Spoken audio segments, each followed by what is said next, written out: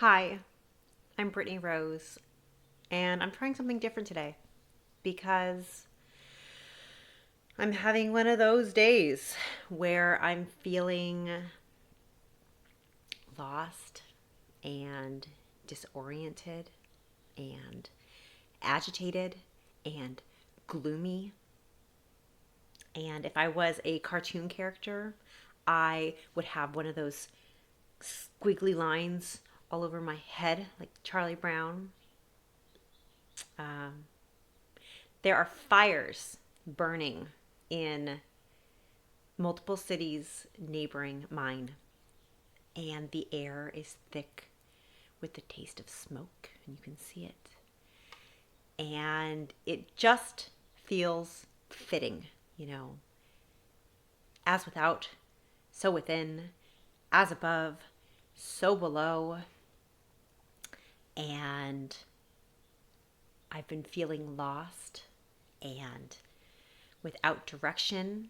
And I think of those stories about the Bermuda Triangle with the compass that spins and spins and spins.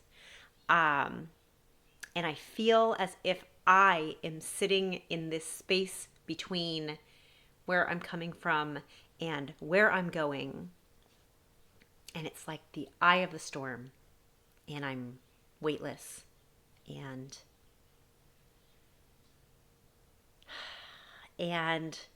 there's a control freak in me that wants to know what the plan is and how it's all going to work out.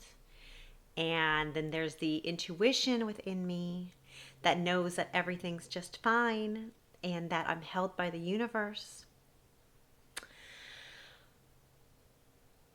Oh, and I only know that I know nothing.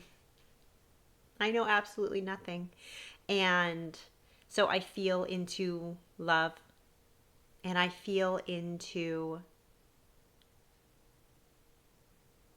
faith and trust and knowing and surrender, and my daily rituals like self-care and nourishing food and hugging my children and meditation so that it quiets my crazy mind. um the Ode to Kali, this story is about the burning and the clearing. um And I found that it was so easy to pray to Kali, this fierce Hindu goddess of destruction and timelessness and death.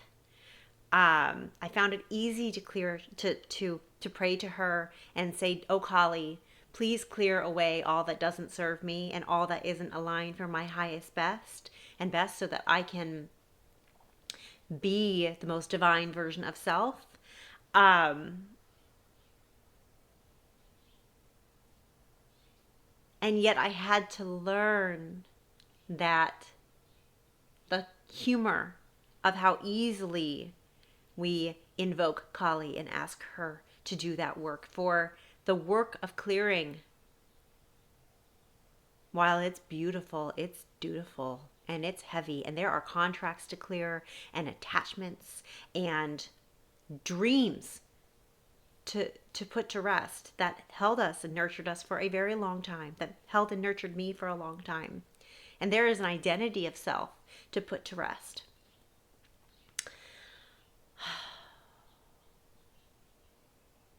And this destruction of Kali, this frighteningly fierce goddess, this destruction and this clearing is one of the greatest acts of kindness. For we can't plant anew without first clearing what came before and preparing ourselves. We can't dream a new dream until we put to rest what was there before and the old. And so this is a kindness, this service, this difficult work that she does, that we do with our scythe in hand, clearing away. So this story is about this fulcrum point, about the reverence for what came before and the work that we must do to clear it, to prepare ourselves to move forward. And so I would like to take this moment to honor the burning and the clearing and to honor Kali. So this is Ode to Kali. I hope you like it. I lay on the floor of my now empty living room, incense in hand. The gray ashes fall to the floor. I won't clean them this time. I breathe in, feeling the void all around me. A house once a home, bursting with life, now back to a dull shell. I breathe in. I breathe out. You have nurtured our young family, wrapped in the embrace of this tiny old home, increasingly humbled by the weathering of age. It is our turn to infuse you with life, little home. Time for the caterpillar to retreat into its cocoon of construction, to re-emerge transformed so that life and laughter may fill you once again. I breathe out, O Kali, great mother. I've prayed to you, sung to you, invoked you.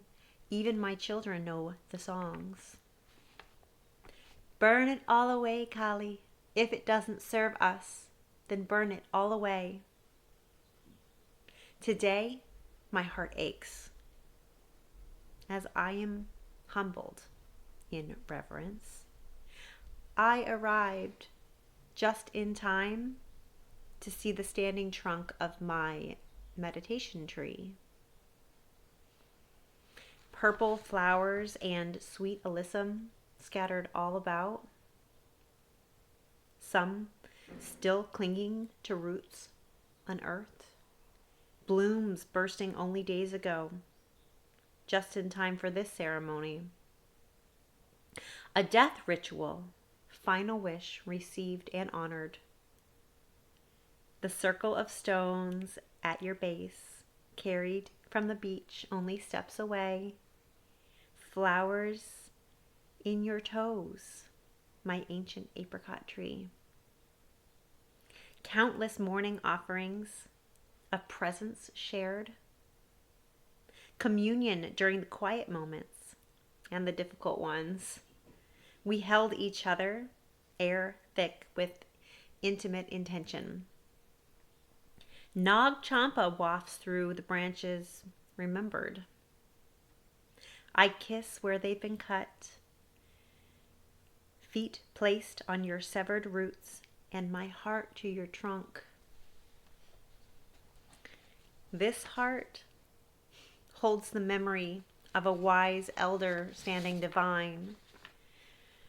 Your image emerges time and time again in the art made with my children.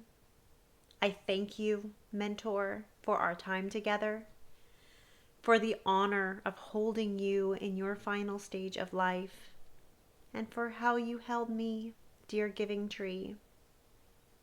I prayed and prayed to Mother Kali to clear what no longer serves so that new may be sown. And now I see she has answered my prayer completely.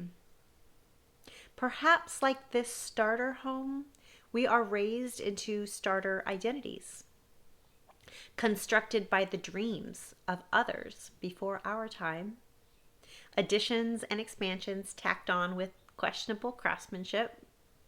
Thrilled to have structure to nest into, we settle in with the furniture of practicality and the art of living. Feeling secure, we begin to weave the fabric of our lives. We adorn it with goals, accomplishments, relationships. And in our distraction, the cracks of time begin to show, and quick fixes, fresh paint, and band-aids lose ground to leaking pipes, cracks in the foundation, and mold in the walls. What was once a forgivable discomfort becomes our greatest opponent to health and happiness. An inner voice asks, how much of any of this was our own design?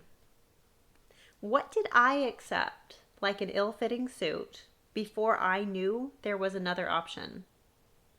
And if I could craft a new dream, how much of any of this would I include? What if it could be easy and seamless and fit like a glove? Marriage, babies, death of a parent, and now rebuilding a home. Opportunities for dissolution and rebirth. Like a bingo card, I seem to be collecting them all.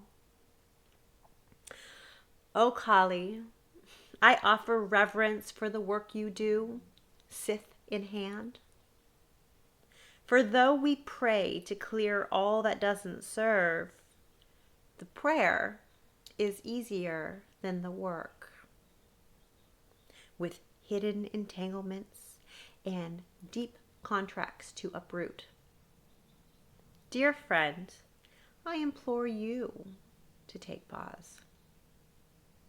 To breathe in to what it means to own the hand that clears.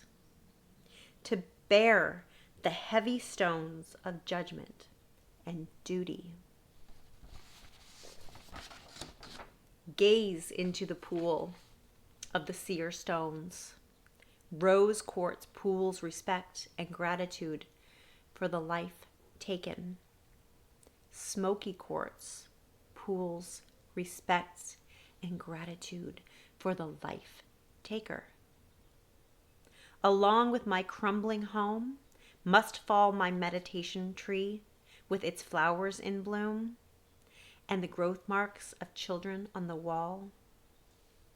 Along with my concept of self must go dreams of an identity that I never chose and the footprints of someone else's guiding path.